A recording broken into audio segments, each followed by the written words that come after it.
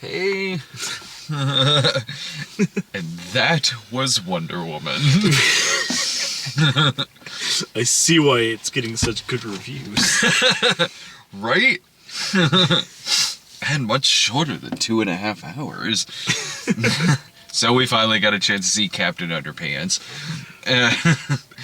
And you don't get a chance to go to these kids' movies, like, ever, really. Yeah, it's like once in a blue moon. Mm-hmm. Since, like, Big Hero 6?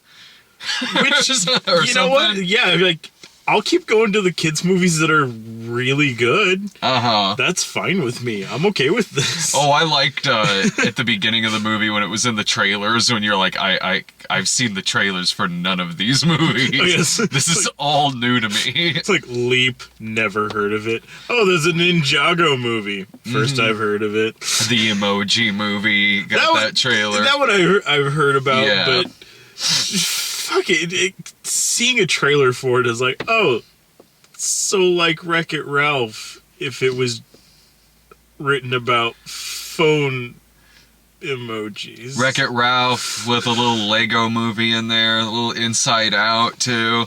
Yeah, that's coming out. So I was like, oh, I've gotten these several times. Leap, I've been seeing the trailers for that for so long. I thought that we missed it and they just dumped it direct to video or something, but no, they just pushed it back to like August or some shit. Like, oh great, I get to see this trailer for a couple more months. But anyway,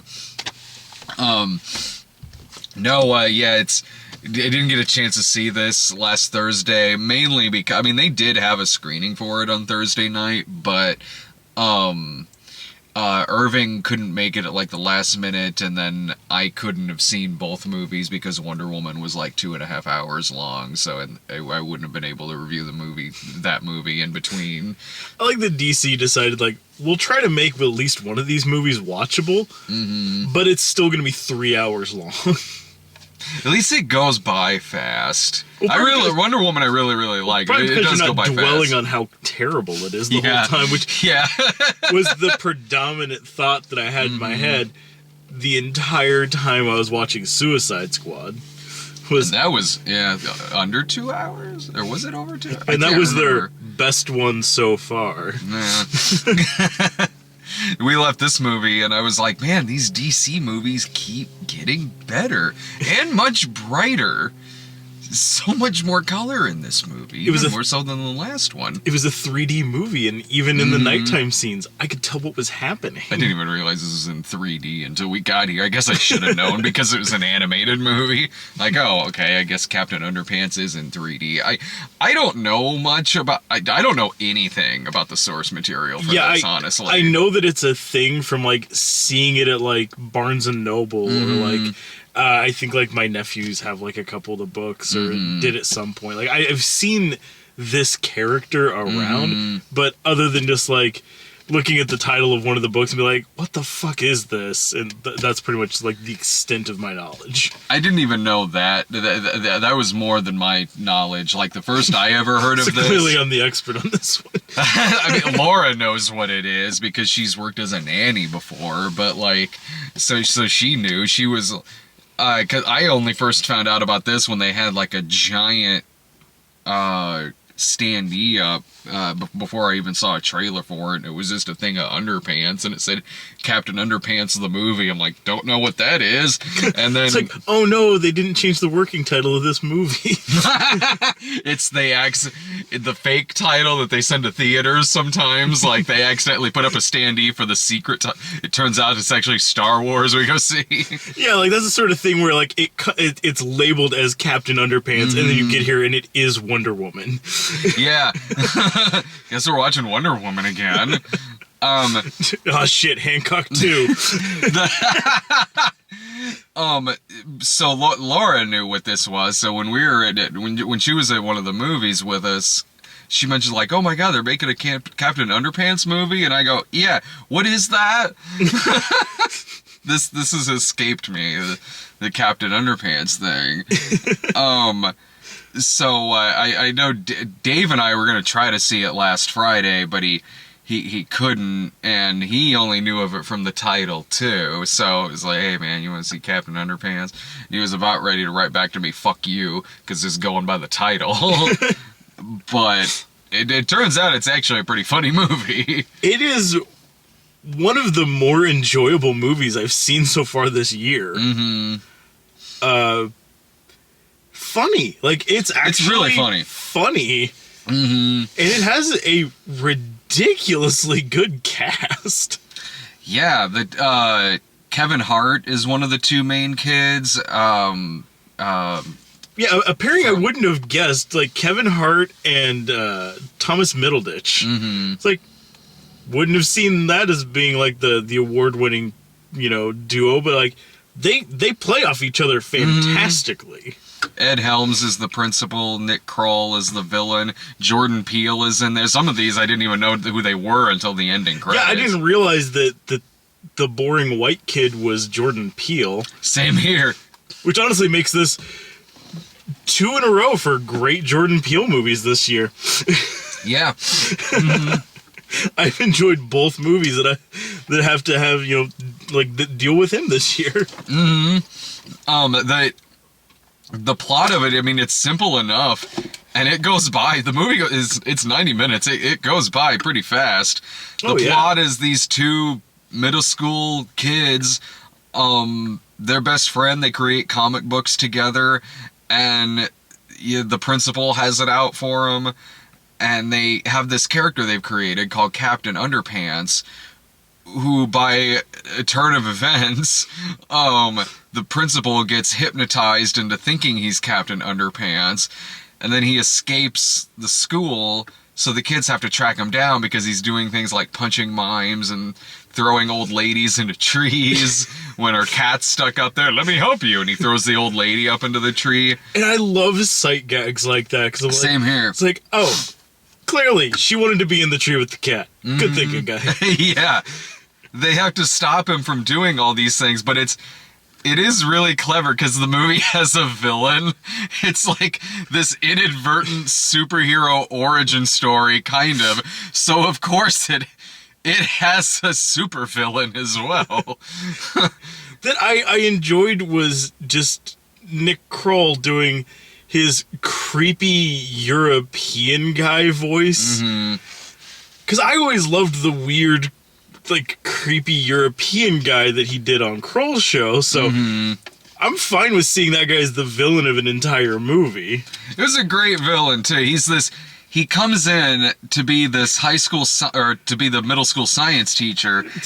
Looking pretty much exactly like Dr. Wily from Mega Man. Yeah. And he wants to destroy all the world's laughter because his name is Principal Poopy Pants. So he grew up with people laughing at him. So he creates this big toilet ray to take the laughter away from children in the entire world. And when you say it out loud, it just sounds crazy. But it works. It really works in a way, because the movie does things really well that other movies have tried to do, but it just comes across as like whiny and mopey. In this one, yeah, it's about two middle school kids, and the principal sucks. They don't like going to school. They're bored in school, and so they create these comic books together. But in this,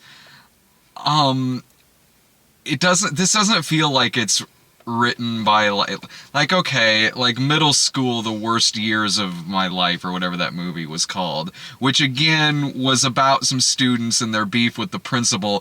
Only that movie felt like it was written by a 50 or 60-year-old man.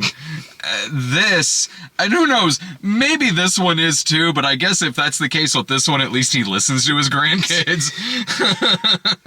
This story written by an adult about kids and their weird imaginary friend who saves the day, way better than Cool Cat. Oh yeah. Yeah, that's not written by this movie's not written by someone who I think just wants to fuck a cat. I'm pretty sure Middle School, the books are written by the same guy who wrote the Alex Cross books. What? You should, yeah, Matthew and I had to go see this movie. You should go see that. It has a Sixth Sense twist in the middle of it. I'm not joking. This movie, like, yeah, it took me back to when I was younger, because I know Dave and I used to, like, draw shit all the time and make our own, like, superhero characters. And this was reminding me of that. It was reminding me of, like, you know, school's lame, but it's not the end of the world. And when it is, like, they have fun with it. It doesn't, in this movie, it doesn't come across as mopey or whiny. In this, they're kind of making fantastical situations out of some shit they just kind of got to deal with.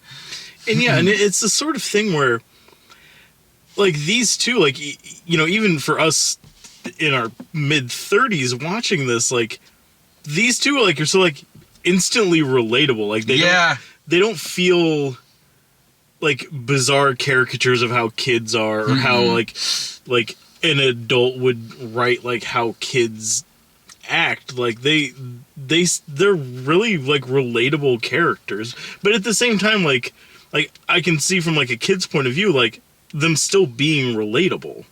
Yeah. Like, they just... They kind of feel like the two main characters from Psych, only as children. I can see that. Man, I was thinking back, I was like, what was this superhero character I created when I was younger? Okay, and I kind of remembered it. I was like, yeah, Dave and I used to draw stuff with this. It was a character named Super TNT Man, who was just a stick of dynamite with a head. It was like a wick, but it was like a head on it, and he had a cape, because of course, and just like arms and legs, and whenever danger was afoot, he would just go there and blow himself up. Like, I don't know if this would fly now. Suicide Bomber Man? Yeah, I wonder how that's gonna go over in today's society. Well, no, I mean, he can resurrect himself, like, the next day, I'm sure. Like, we need more than one issue. Otherwise, the stick of dynamite goes into there's some terrorists have taken over the Nakatomi building, so the stick of dynamite walks in and just blows himself up inside of it. Takes everybody out, and himself, but he comes back the next day. They don't. They're dead. Oh, the villains are way dead, and probably several other people too. The hostages. That was the character that we created. Again, I in a way that just kind of doesn't surprise me in so many ways. Now I want to see a children's movie about a couple of characters that create that. No, he keeps blowing himself up. Our whole town, no. At least the bad guys are dead, I guess. Suicide Bomber Man. Yeah, no, that was, yeah, back then, he was just Super TNT Man. It was before his gritty reboot. I also like that the animation and the character design and everything in this movie has a really unique style to them. These characters, the way they look, the way they're designed, everyone, they stand out among all the other animated movies that are out now. Yeah, because I noticed like 2 or 3 of the trailers we got, I don't know if they were made by the same company, but they looked identical, like, character design-wise. Mm-hmm. And, like, I was thinking that just even during the trailers, so this one, it has a really unique look to it, but I also like the fact that it uses several different mediums as it goes through. Yeah. Like, it's the regular, like, sort of like CG animation, and then it's... Sock puppets. Yeah. And then it's a flip book, and then it's like just moving like cartoon drawings, and like so it keeps changing things around, and I like that it makes it just visually engaging the entire way through. It is, and it's just it's a happy movie. Like, while it's about these two kids who are they're scared they're going to get separated by the principal, and they'll have different classes together, which then means they'll like cease to know each other after that, and then robots will be after them because it's in the future, because their scenario is in the future. Their scenario ended up just turning into the movie Chopping Mall. Yeah. No joke, it did. He was like, wait, why are there robots? Well, because we're thinking about, like, what's gonna happen in the future, and the future always has robots. So, while, like, they're looking at these, like, sad scenarios that kind of then make the school look like the wall, they're still really optimistic. They go through this movie laughing and joking and being happy. It's like, we'll see each other, and, like, I'll say, like, hey, and you'll have a different haircut, and that'll be weird. Yeah. There's still, like... And they're next-door neighbors. It's not like they're never gonna fucking see each other. Right. And then at the end, when they're worried about... they're like, but if we turn Captain Underpants back into the principal, then that's it for us. He's just, you know, he's just gonna separate us, and we won't be friends anymore, or something like that. And I'm sitting there going like, you know, you have leverage on this principal, because once he snaps out of it, he's like a half-naked 40-year-old man in your treehouse. It's like, you want to get out of this? Just grab a camera. Yeah, you own him for life. I like all the injury in this movie, too. There's a lot of property damage. Completely on account of these two, but it's in that same way of, like 80s, like, teen movies, to where it's just completely glossed over. Like, it's the sort of thing where, like, you know, if you had, like, you know, like Weird Science. Yeah. Like, the implausible things that happen in that, and they're just like, well, this whole place is fucked up. Anyway, back to what we were doing. Let's gloss over this and just move on with our day. Yeah, there's a biker gang in here. Whatever. I love shenanigans movies. And that's kind of where this was. Like, this felt like... This felt like a kid's movie in the same vein as stuff like Weird Science and Ferris Bueller's Day Off. And, it does. And stuff like that. Like, it felt like a modern day kids movie take on a John Hughes film. No, it really did. This had a very 80s shenanigans movie quality to it. I mean, it plays, oh yeah, on the soundtrack. Almost in its entirety. Yeah, I mean, it really does feel like that kind of 80s animating in movie. all these kids, like, leaning up from, like, the water fountain, like, so beautiful. Yeah. Like, all right, you know? Fuck it, I'll take it. Well, that's the movie I signed up for. And because of that, because it does certainly feel like a 3D animated 80s movie, again, yeah, there'll be, like, destruction and everything, and you'll see just, like there's a destruction at a carnival at one point. You'll just see this girl fly away holding onto balloons. You don't know what happened to her. She's dead. There's no way she's not dead. The kid in the, like, hot dog turn Yeah, just laying on, like, the spindle thing on, like, the like, one of the little, like, hot dog rollers, just spooling himself there. The girl in the cotton candy machine whose legs are sticking up and they're not moving. Well, and how there's just like things just left open-ended, like the whole, like, towards the end, like fighting back and forth with that shrinking and also enlarging ray. Yeah. And things are just left like that, like as soon as they're like thank God we're back the right size, and then they just break it. I'm like, no one fixed that guy who was walking his dog who's now this tall, or the fact that there's, like, a sparrow that's this size of, like, a fucking, like, 2-story house. And the school is still left sideways. Literally, it's planted sideways. Just left it there. Yeah. And the entire time, it was full of children. Yeah. I love this kind of movie. Like on the outside, they're just like tossing it around and everything. On the inside, it's like on the inside is the fucking Poseidon adventure. There are people dying. There's no way everyone made it out of there alive. But the important thing is that our two heroes, like, it's good. Like, they're like, oh, thank God, we saved the villain. Or, I mean, we defeated the villain. Oh, thank God. All right, we can just go home now. Let's take care of this Captain Underpants thing. But enough of that problem. Let's fix our own problems. And then, the little cliffhanger ending it has, in which the villain's plan continues because the evil toilet that he's invented was dropped off at the toilet plant. The toilet recycling facility that every town has, where you put all of the old used toilets. That was right next to the romantic Italian restaurant. Although if you notice the sign in the corner of the restaurant's window, it only had B+ food quality.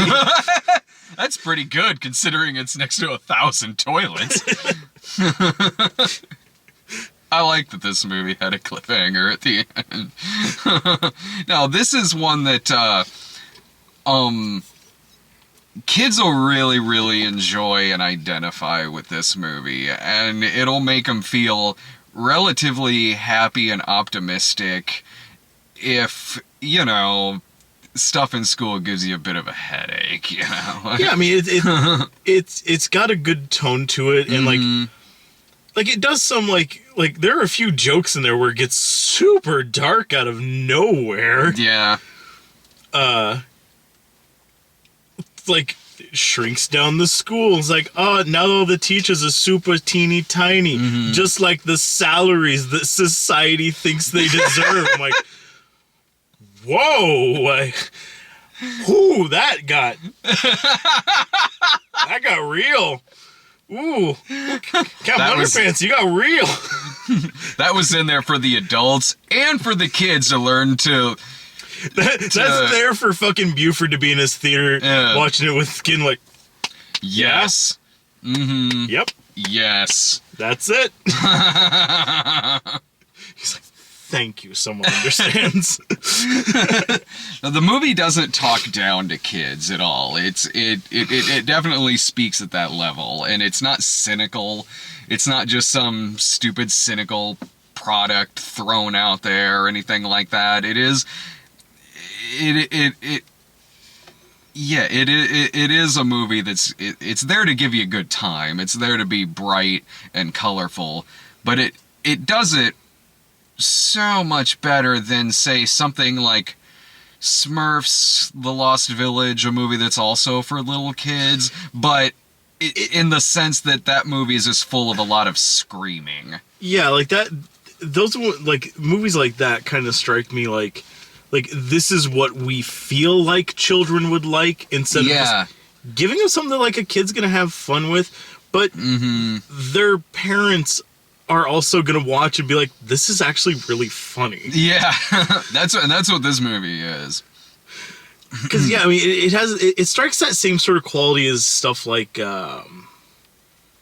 Animaniacs and stuff like that. Oh, I can see that, yeah. Where, like, it has jokes for adults, it has jokes for kids, and you just have to be, like, up your own ass if you're not going to enjoy yourself. Like, this is the sort of thing, like, because I honestly didn't know really what to expect going into this. Like, in a lot of kids' movies anymore, like, I find to be just so fucking dumb or irritating, or they're just like, oh, here's some garbage because they're kids. The fuck do they know? Like Diary of a Wimpy Kid, The Long Haul, a movie that put the term long haul in the title just to go out and just say fuck you before you even see the movie. But yeah, like this one, it's set up in a way so, like, yeah, I mean, if you're gonna go into it, you're gonna have a pretty decent time. Like, because within like the first couple minutes, I was sitting here because like my overly cynical self, like I'm like, it's like, all right, so this seems kind of dumb. But then after like maybe like a minute or so of seeing how these characters act, because they immediately start like as soon as like the production credits start showing up on screen. And so yeah, for me, I was like this is an odd tone to set at the very beginning of your film, but okay. But then like after like a minute or so, seeing like how they interact with each other, I was like, yeah, oh, so they're just fucking manic and okay, I'm okay with it. I'm on board now. Yeah. And from there on, it's like some really good, like, funny jokes in there. Makes the movie go by fast. Like, it's like, yeah, there's not a second that goes by where there's not something at least funny popping up in the background. Even little things, again, like how it's animated, how they animate, like, sweat and nervousness and hypnotism and, like, crying and things like that. The way they do water in the film like that it's fun. Again, it feels unique. It feels fresh in terms of a modern day animated movie and how it looks and everything. So yeah, I totally recommend the movie. I had a really good time with this. Oh yeah, I mean it for the stuff that I'm used to seeing at the theater, like this feels like such an odd one to recommend, but fuck, absolutely, like like, yeah, like, you might feel weird walking into, like, if you just, like, it's like, I don't know, what we should do for, like, a date night movie. It's like, well, a new Pirates movie is still out. No, just, fuck it. Honestly, go watch this one. Like, yeah. It's really fucking funny. Like, it's just, it's honestly, it's really funny. It's good. Yeah, it is. It's a very, very, very, very funny movie.